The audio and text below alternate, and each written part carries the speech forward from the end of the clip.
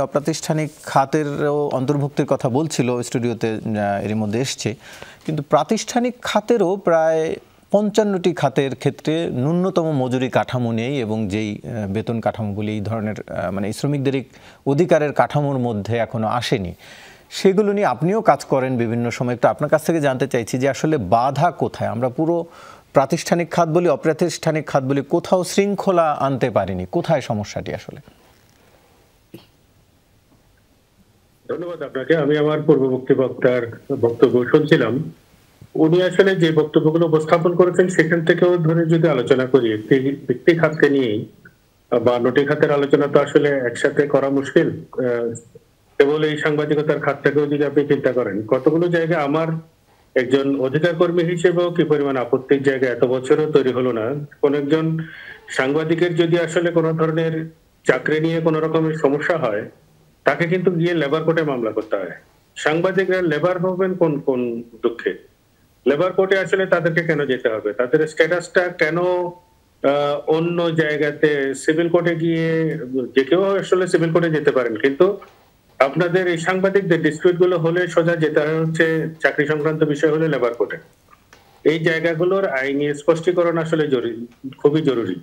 আর যে প্রক্রিয়াতে যেভাবে আসলে আপনাদের সার্ভিসের ক্ষেত্রে অনিরাপত্তা বা অনিশ্চয়তা থাকে, সেটা এরকম প্রাতিষ্ঠানিক সেক্টরে আর অন্য কোনো চাকরির ক্ষেত্রে এইভাবে আছে কিনা আমার জানা নেই।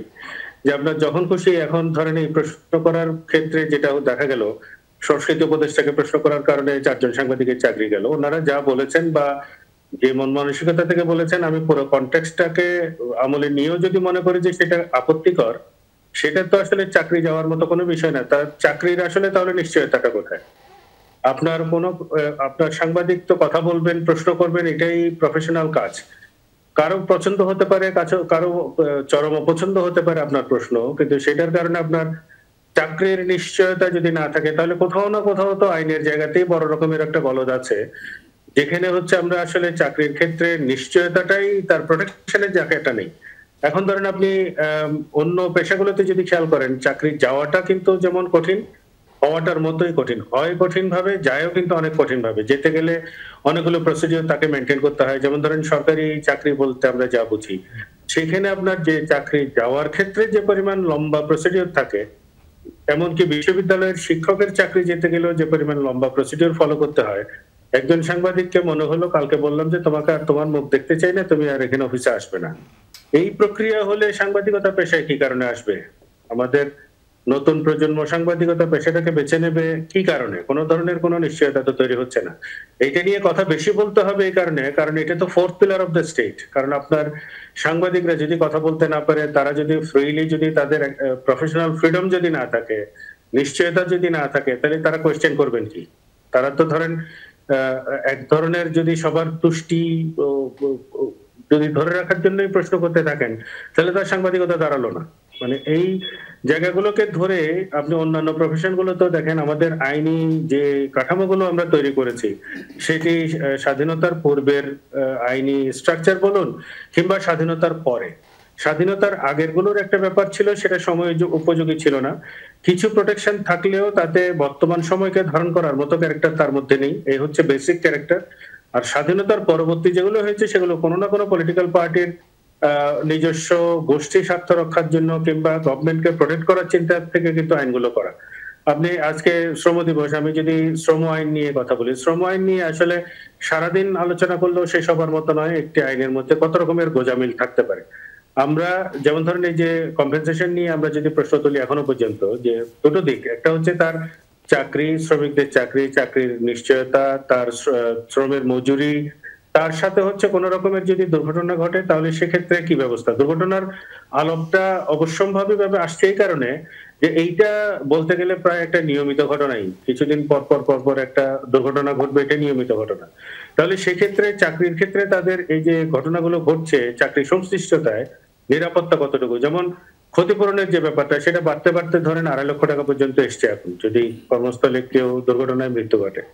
এই রানা প্লাজার ঘটনাতেই দেখবেন সুপ্রিম কোর্ট একটা কমিটি গঠন করে দিয়েছিল, সেই কমিটি সাজেস্ট করেছে 17 থেকে 25 লক্ষ টাকা। অর্থাৎ কম্পেনসেশনের ব্যাপারটা আইনে থাকা সত্ত্বেও যখন আদালত হচ্ছে এটা নিয়ে ইন্টারফেয়ার করে এবং নতুন কমিটি গঠন করে নতুন ভাবে ক্ষতিপূরণ সাজেস্ট করে, তাহলে আইনি প্রপোজিশনটা এরকম যে তার মানে ক্ষতিপূরণের অ্যামাউন্টটা সেটেলড না এখনো পর্যন্ত। ওই যে ধারাটা, সেই ধারাটা হচ্ছে আন্ডার চ্যালেঞ্জ। তাই এই যে রিপোর্টের কথা বলছি সেটাও কিন্তু অনেক বছর পেরিয়ে গেল, এগুলো কিন্তু বাস্তবায়ন এখনো পর্যন্ত কিছু হলো না।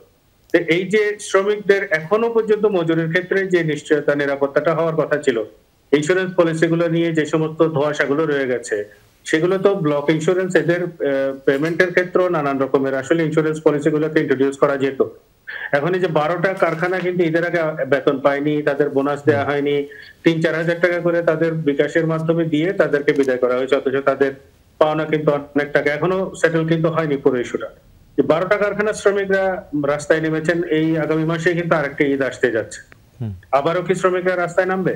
তাহলে এই যে রিপিটিশন গুলো, এবং শ্রমিকদের ক্ষেত্রে আমরা বিগত 15 বছরের যে অ্যাটিটিউডটা দেখেছি অন্তত সরকারের তরফ থেকে, বিভিন্ন রাষ্ট্রীয় বাহিনীগুলো তাদের সাথে যেভাবে যে প্রক্রিয়ায় আচরণটা করেছে, আমাদের এই অন্তর্বর্তীকালীন সরকারের সময়ে আসলে আচরণটা কিরকম হচ্ছে, সেখানে কি গুণগত কোনো পরিবর্তন এসছে?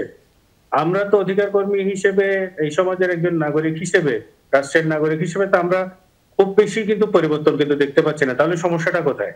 আইনের জায়গাতে কি সমস্যা, না আমাদের দৃষ্টিভঙ্গিগত জায়গায় সমস্যা, না অধিকারের স্বীকৃতিগুলো দেওয়ার কথা তো, বৈষম্য বিলোপ করার কথা তো আমরা এখন সবচেয়ে জোরে সোরে বলছি।